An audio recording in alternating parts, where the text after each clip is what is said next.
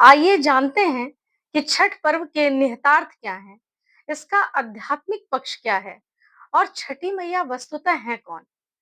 छठ परंपरा है प्रकृति से मनुष्य के प्रगाढ़ संबंधों की, एक भाव है प्रकृति के समक्ष मनुष्य के नमन का, एक ऐसा त्योहार, एक ऐसा अनुष्ठान जिसमें सर्वप्रथम ऋग्वैदिक आर्य संस्कृति की झलक मिलती है। यह ऋग्वेद में वर्णित उषा की पूजा है, प्रत्युषा की पूजा है और साथ ही छठी मैया की पूजा है। षष्ठी मैया सूर्य देव की बहन है और ब्रह्मा की मानस पुत्री हैं। ये बच्चों की रक्षा करती हैं और इन कहते हैं इनकी पूजा करने से बच्चों को लंबी उम्र का वरदान प्राप्त होता है।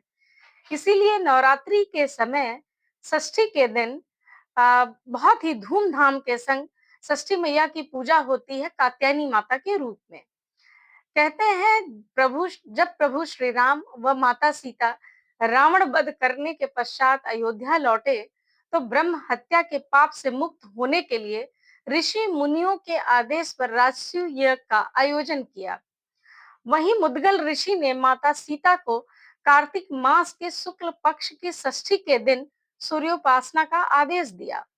कहते हैं बिहार के मुंगेर जिले में सर्वप्रथम माता सीता ने 6 दिनों का संकल्पित सूर्योपासना के व्रत का पालन कर इस छठी व्रत की परंपरा की शुरुआत की। एक अन्य कथा कहती है कि इसकी शुरुआत महाभारत काल में कर्ण ने की थी और निरंतर सूर्योपासना व अर्घ देकर वे महान योद्धा बने और छठ पर्व में अर्घ देने की परंपरा की शुरुआत वहीं से होती है।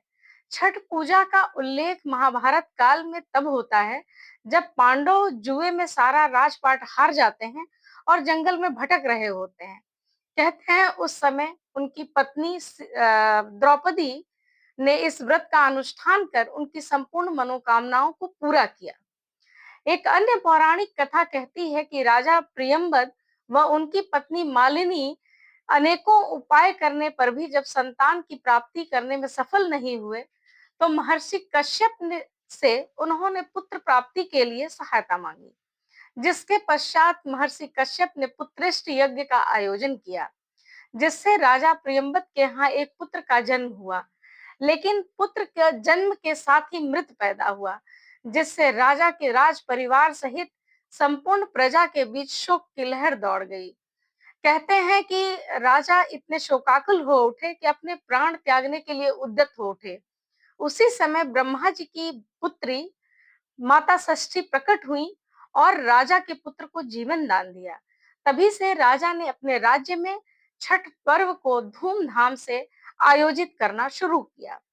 छठ पर्व सूर्य देव और षष्ठी माता की उपासना का पर्व है, जो मुख्यतः संतान प्राप्ति, सुख समृद्धि एवं उत्तम स्वास्थ्य की प्राप्ति के लिए मनाया जाता है। कहते हैं इस व्रत को करने से सभी जो श्रद्धालु हैं उनकी मनोकामनाओं की पूर्ति होती है और जीवन में सुख समृद्धि आती है। इसी के साथ आप सभी लोगों को छठ पर्व की हार्दिक शुभकामनाएं।